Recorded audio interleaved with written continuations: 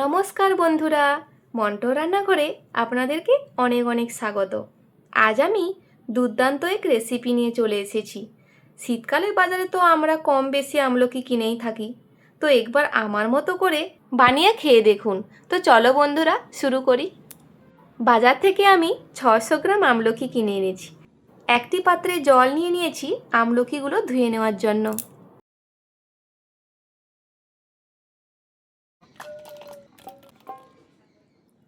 আমলকিগুলো আমি পরিষ্কার করে ঘষে ঘষে সুন্দর করে ধুয়ে নেব।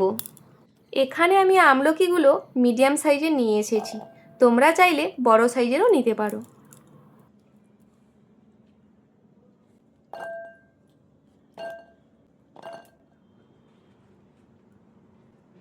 একটি পাত্রে জল নিয়ে নিচ্ছি, আমলকিগুলো কাঁটা চামচ দিয়ে চারিদিকটা ভালো করে এইভাবে ফুটো করে নেব। আপনারাও এইভাবে আমার মতো করে কাঁটা চামচ দিয়ে চারিদিকটা ফুটো করে নেবেন। এইভাবে ফুটো করলে কি হয়, আমলকির যে কষ থাকে কষটা বেরিয়ে যায় ও মশলাগুলো আমলকির ভেতরে ভালোভাবে ঢুকবে। আর এখানে একটা কথা বলি, আমলকিগুলো জলে ডুবিয়ে 4-5 ঘন্টা রেখে দিতে হবে, যাতে আমলকির ভেতরে থাকা কষটা সম্পূর্ণ বেরিয়ে যায়। আমলকিগুলো ফুটো করা হয়ে গেলে এখানে আমি রেখে দেব 4-5 ঘন্টার জন্য।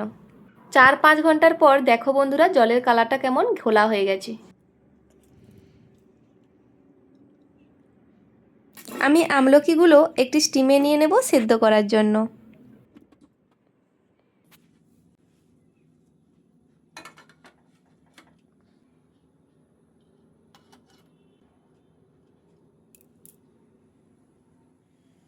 এখানে আমলকিগুলো আমি 10 মিনিট ধরে স্টিমে বসে সিদ্ধ করে নিয়েছি। দেখো বন্ধুরা, আমলকির কালারটা পুরো চেঞ্জ হয়ে গেছে। এবার আমি আমলকিগুলো নামিয়ে নিচ্ছি। ওভেনে একটি কড়া বসিয়ে দিয়ে দেব 1 টেবিল চামচ গোটা ধনে, 1 টেবিল চামচ গোটা জিরে, 1 টেবিল চামচ মৌরি, 10 থেকে 12টা গোলমরিচ, 3টে শুকনো লঙ্কা। এগুলোকে আমি শুকনো কড়ায় ভালো করে ভেজে নেব। এগুলোর মধ্যে সুন্দর গন্ধ বেরোলে এগুলোকে নামিয়ে নেব। এগুলোকে আমি শিলে গুঁড়ো করে নেব। একটা কথা মাথায় রাখতে হবে, এগুলোকে সম্পূর্ণভাবে মিহি করে গুঁড়ো করা যাবে না, কারণ খাওয়ার সময় মশলাগুলো মুখে পড়লে খেতে খুব ভালো লাগে।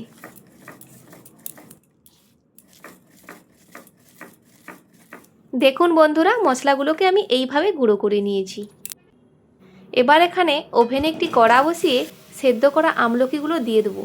তার মধ্যে দিয়ে দেব 250 গ্রাম চিনি। চিনি দিয়ে ভালো করে মিশিয়ে এখানে দিয়ে দেব অল্প পরিমাণ জল।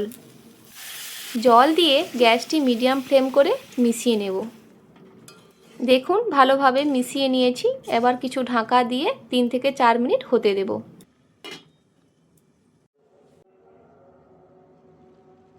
3 থেকে 4 মিনিট পরে দেখুন বন্ধুরা, চিনির কালারটা কত সুন্দর এসে গেছে। এইবারে আমি এখানে দিয়ে দেব 1 টিস্পুন করে 2 চামচ বিট লবণ। বিট লবণটা দিয়ে ভালো করে আমলকিগুলো মিশিয়ে নেব। আর এই আমলকির আচারটা তৈরি হবে একদম হালকা আছে, প্রথম থেকে শেষ পর্যন্ত। এই আচারটা তৈরি করার সময় তাড়াহুড়ো করা যাবে না, একটু সময় লাগবে এই আচারটা তৈরি হতে। এবার আমি যে শুকনো মশলাটা রেডি করে রেখেছিলাম সেটা এর মধ্যে দিয়ে দিচ্ছি। বন্ধুরা, এই টক ঝাল মিষ্টির আচারটা খেতে কিন্তু খুব দারুণ লাগে। এছাড়াও অনেক উপকারিতা আছে। আমলকিতে প্রচুর পরিমাণ ভিটামিন সি আছে, হজম শক্তি উন্নত করে, চুল পড়া কমায়, ত্বক উজ্জ্বল রাখে, আর কত কি বলবো, বহু গুণ আছে এর মধ্যে।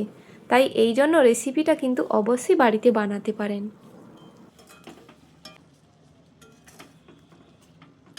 প্রায় হয়ে আসার 3-4 মিনিট আগে একটি পাতিলেবুর রস দিয়ে দিচ্ছি, কারণ অনেক দিন পর্যন্ত এই আচারটা একদম ঠিক থাকে।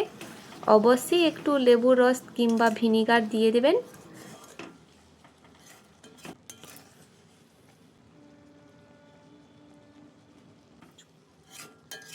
বন্ধুরা, আমার এই টক ঝাল মিষ্টির আচারটা একদমই রেডি হয়ে গেছে।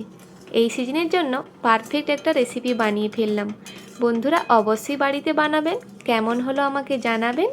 আর যদি ভালো লাগে লাইক, কমেন্ট, সাবস্ক্রাইব করতে ভুলবেন না। থ্যাংক ইউ, ভালো থাকবেন, সুস্থ থাকবেন।